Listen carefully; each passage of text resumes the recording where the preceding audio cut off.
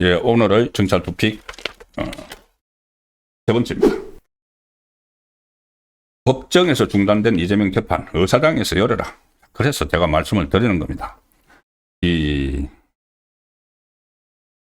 이재명의 재판 5개 법정에서 다 중단이 됐죠. 중단이 돼서 물론 이제 최근에 상황은 여론은 많이 바뀌고 있습니다. 재판 속행을 해야 된다. 속행을 해야 된다는 여론이 확산되고 있고 일반 여론조사에서도 그것이 많이 앞서고 있죠. 여론조사도 이 재판을 해야 된다는 그 여론이 앞서고 있는 그 상황입니다. 그리고 얼마 전에 서울 고등법원장이 이 재판이 이론적으로나 현실적으로 가능하다. 그래서 재판을 열어야 된다.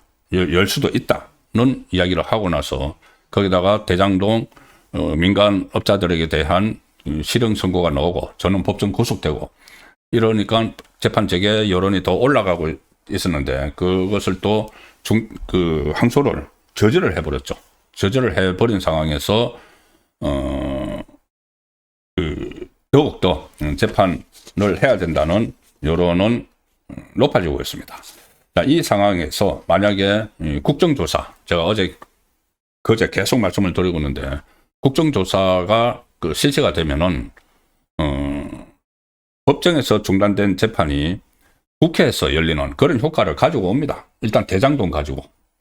그러면은 이것이 파급이 다 돼서 다른 재판에도 영향을 미칠 수가 있습니다. 이거 무슨 법사위에서 하느냐 아니면은 조사 대상이 뭐냐 이것 가지고 협상을 지금 민주당이 하는 척 하다가 지금 빠지고 있습니다. 협상을 하는 척 하다가 빠지고 있고 결국은 이대로 그냥 놔두면은 뻔합니다. 저도 정치부 기자 생활을 35년을 한 입장에서 보면은 이게 마치 자기들이 떳떳한 것처럼 검찰 이렇게 이야기했지 않습니까? 처음부터 이 대장동 사건은 검찰이 사건을 조작을 한 거야. 그리고 조작 기소야. 그러니 국정조사를 해서 이거를 밝혀야 돼. 조작 기소를 밝혀야 돼. 이렇게 막 하면서 국정조사 이야기를 민주당이 한 거는 이것은 일종의 여론몰이입니다. 여론몰이. 그렇게 해서 마치 조작 기소가 사실인 것처럼 그렇게 조작 기소가 사실이기 때문에 우리가 국정조사도 할 수 있다. 이렇게 막 퍼뜨려 놓고는 그래? 그럼 국정조사 하자. 국민의힘이 나오니까는 설거번이 빠지는 겁니다. 빠지면서 이거는 법사위에서 해야 돼. 법사위 이제 자기들이 유리한 위치, 추미애도 있고 수적으로도 우세하고 하니까 법사위에서 해야 돼. 이렇게 하죠. 그런데 아마 국민의힘이 법사위에서 그래 하자고 해도 다른 핑계를 대고 빠지려고 할 수가 있습니다. 그러면은 이거를 여론화를 시켜야 되죠. 해서 제가 계속 말씀드리는 것처럼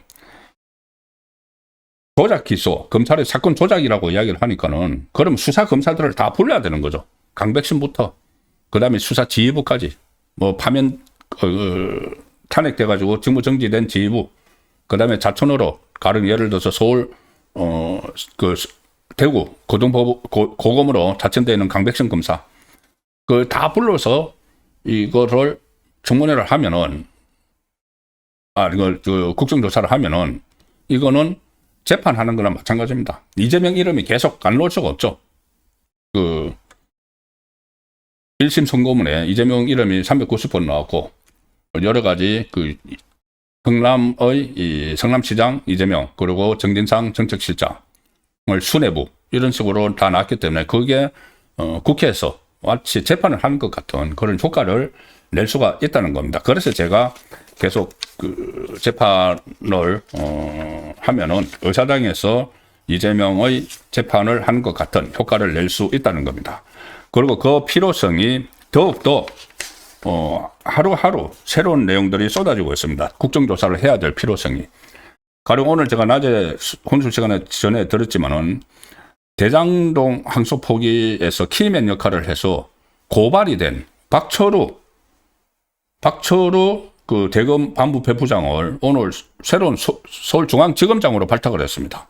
오히려 고발이 돼서 논란이 있는 인물을 상을 준 거죠. 이런 식으로 완전히 국민을 우롱을 하는, 국민 민심을 우롱하는, 이게 잘못됐다. 그럼 강소 포기가 잘못됐다는 여론이 지금 훨씬 많죠. 갤럽 조사도 그렇고 오늘 또 그런 조사가 나왔는데 민심하고 완전히 동떨어진 식으로 인사를 해서 오히려 농공 행상을 시켜버리는 이건 국정조사감이죠. 이런 것이.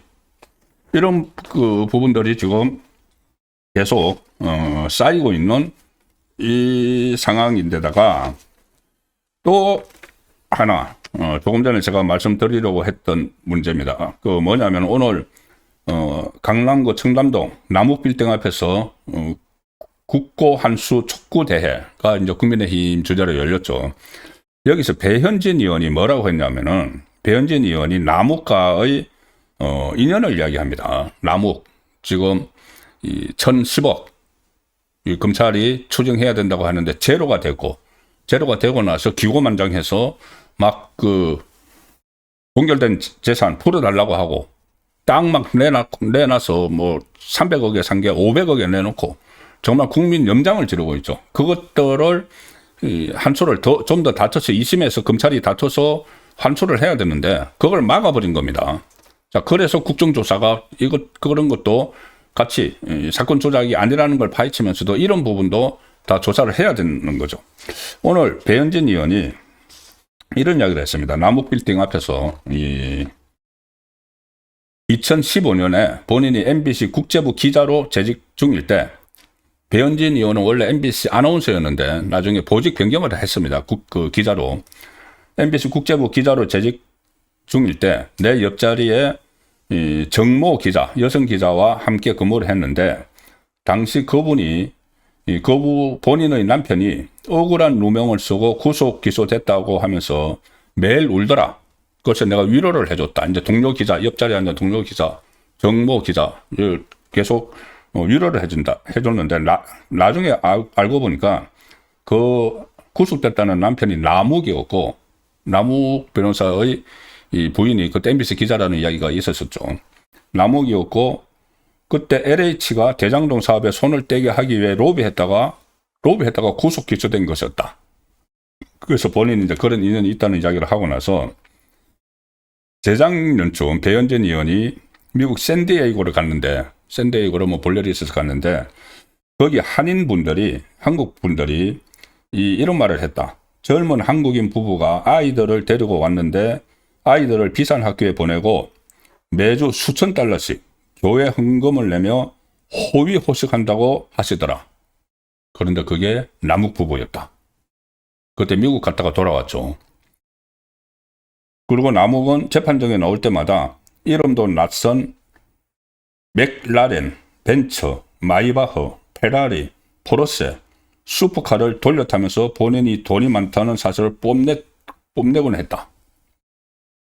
자, 국민들에게 한수돼야 했던 7천억 원의 돈을 이 도둑놈이 탕진하게 생겼다. 제1야당으로 이재명 정권이 이재명 무죄 프로젝트를 위해 그 대장동 일당 주머니에 7천억 원의 돈을 꽂아주고 이걸 현금화하려는 노력들을 무산시키기 위해 최선을 다하겠다. 그러니까 이런 것들을 각계 격파를 해서 밝혀내고 이런 노력도 필요하지만은 국정조사라는 큰 바구니 안에 다 담아서 이거를 추진을 해야 된다는 생각입니다.